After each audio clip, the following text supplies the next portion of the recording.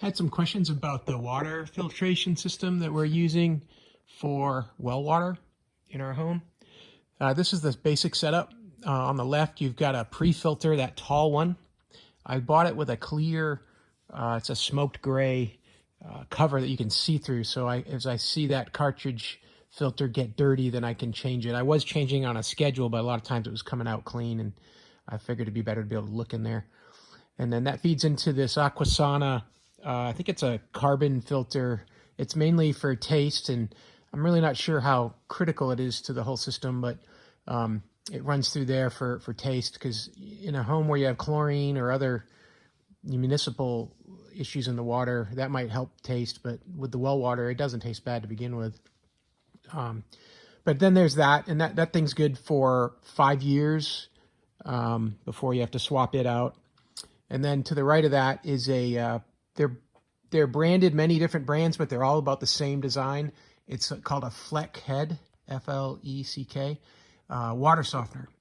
And that's the tank that holds the minerals for the water softener, where it captures the minerals in your water and bonds to it.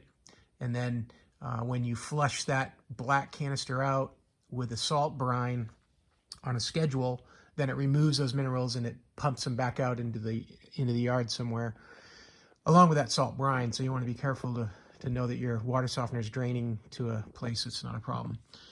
And then to the right of that is the brine tank that feeds the water softener, and that is where you put your salt. And I've got a bunch of bags of salt down there in yellow that I put one of them in to that salt brine solution. Probably, maybe it's once every couple months. You basically just watch the level and see that it has some salt in there at the bottom. I don't fill it up too much, because when it runs its cycle, this Fleck Head has an automated system in there where it'll, on a schedule, after so much flow of water through it, it'll say, hey, it's time to clean the water softener, and then it'll connect these valves up and start to pump in this water that has the salt solution into that black tank, but it also flushes it back down. And if you have too much salt in there, if it's filled all the way to the top, then it's going to overflow. So I want to be careful of that. And then also on the back end here, after the salt water softener there, you've got another filter that this one doesn't have to be changed quite as often. It doesn't get as dirty as fast as the pre-filter does. That one is like a last ditch filter for the house. And then it goes into this UV light, and the UV light is right in here. It's very easy to change that light out. All you do is you just pull this thing here back, and that's the bulb right there. And you just swap that bulb out. And that bulb has to be replaced every year. Wait for my alarm here to stop.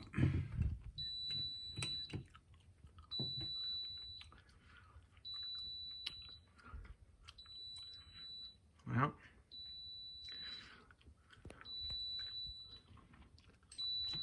maybe I have to do a quick reset here.